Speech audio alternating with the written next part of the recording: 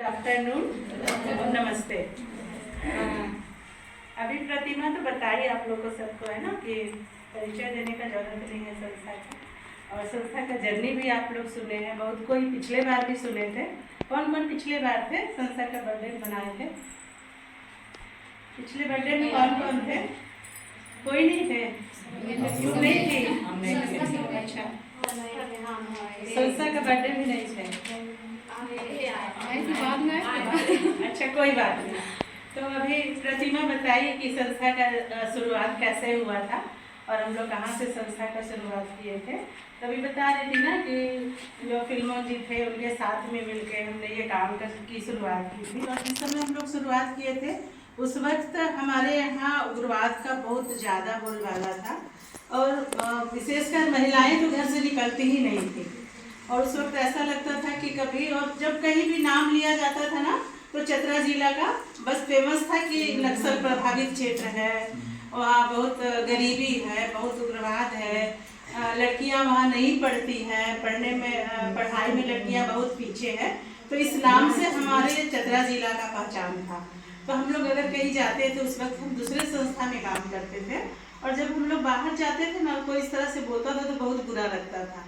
जैसे अपने बारे में कोई बुरा या परिवार के बारे में बुरा बोलता है तो अच्छा लगता है क्या सुनने में? तो उसी तरह से कोई अपने जिला के बारे में बोलता था, चतरा जिला नक्सल प्रभावित है, बहुत गरीबी है, वहाँ की लड़कियाँ महिलाएं, वहाँ साक्षरता दर सबसे नीचे था। झारखंड का साक्षरता दर उस समय बिहार झारखंड एक था, लेकिन तो भी चतरा जिला का साक्षरता दर बहुत नीचे था।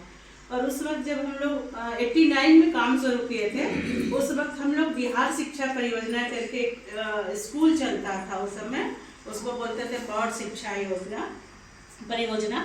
तो उसमें हम लोग सेंटर चलाते थे, उसमें महिलाओं को पढ़ाते थे, पुरुषों को पढ़ाते थे कि कम से कम आप लोग सिग्नेचर करना सीखिए। इसलिए क्योंकि जब हम लोग समूह समय शुरुआत किए थे, समूह बनाना, महिला समूह बनाना शुरुआत किए थे, तो महिलाएं सब क्या करती थी, अंगूठा लगाती थी।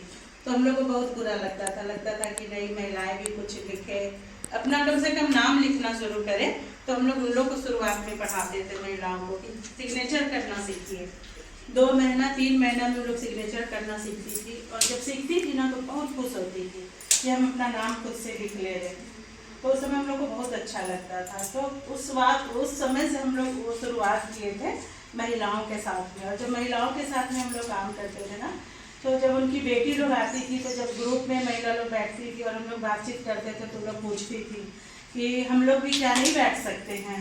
तो उस वक्त ऐसा समय नहीं था और हम लोग बहुत कम लोग थे, लेकिन सिमरिया में हम लोग का ऑफिस था और हम लोग यहीं से काम करते थे। कुछ लोग थे और वो लोग हम लोग को बहुत मदद करते थे। टिकुलिया के विश्वनाथ सिंह करके हैं, कितने लोग जानते हैं उनको?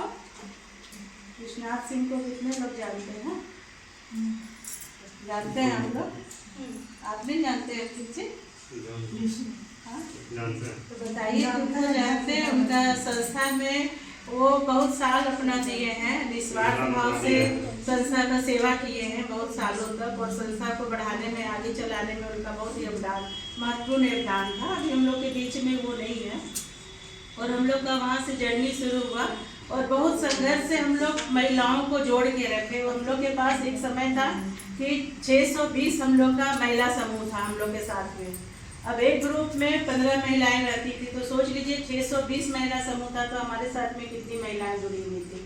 और हम लोग बहुत धूमधाम से 8 मार्च मनाते थे। उस वक्त एक ही साल में एक ही त्यौहार मनाते थे, महिला दिवस, और वो मनाते थे, सब महिलाएं आती थी, और यहीं से हम लोग का जर्नी शुरू हुआ। फिर धीरे धीरे हम लोग लड़कियों के साथ जुड़ना शुरू किए। जब देखते थे कि महिलाएं जब पीछे हैं तो कहीं ना कहीं शिक्षा का अभाव है कि महिलाएं नहीं जुड़ पा रही हैं, और महिलाएं अगर नहीं जुड़ पा रही हैं तो लड़कियां कैसे जुड़ेंगी। तो कैसे हम लोग महिलाओं के साथ में फिर लड़कियों को जोड़ना शुरू किए। उनके सबसे पहले हम लोग उनके शिक्षा के साथ में जोड़ना शुरू किए। जो लड़कियां स्कूल नहीं जाती थी, कोशिश करते थे कि उनके गार्जियन को हम लोग बहुत मोटिवेट करते थे और बच्चियों को स्कूल में नाम लिखाने के लिए उनको प्रेरित करते थे। ऐसे हम लोग धीरे धीरे करके बढ़े। और फिर बीच में हम लोग एक काम और शुरू किए थे, जो हमारे बीच में पंचायत प्रतिनिधि हैं। किनको पंचायत प्रतिनिधि बोलते हैं, पता है आप लोगों को? किनको बोलते हैं? पंचायत प्रतिनिधि। तुम बता रही थी, बताओ।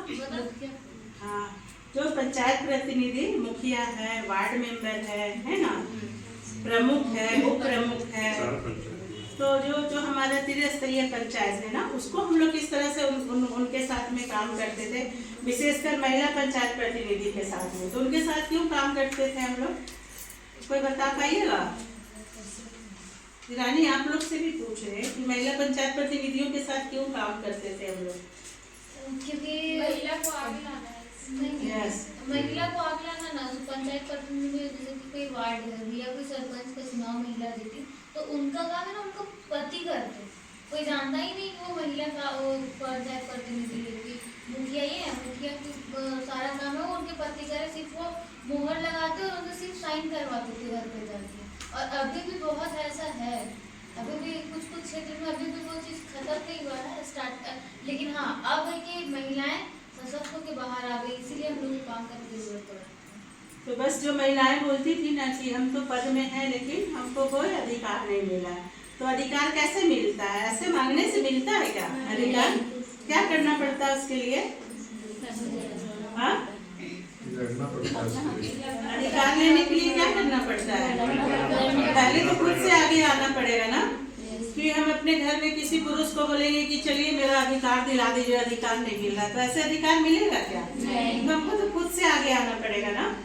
जब हम इस क्षेत्र में बाहर निकले थे ना 89 में, तो लोग बहुत बोलते थे कि बैग लेके घूमती है ना, बैग लेके घूमती महिला क्या कर लेगी, और महिला का कुछ अच्छा कर लेगी तो महिला लोगों बरगलाती है, महिला लोग को बोलती है कि ये काम नहीं करना चाहिए, पुरुष के साथ बराबर रहना चाहिए, बाहर निकलना चाहिए, है ना।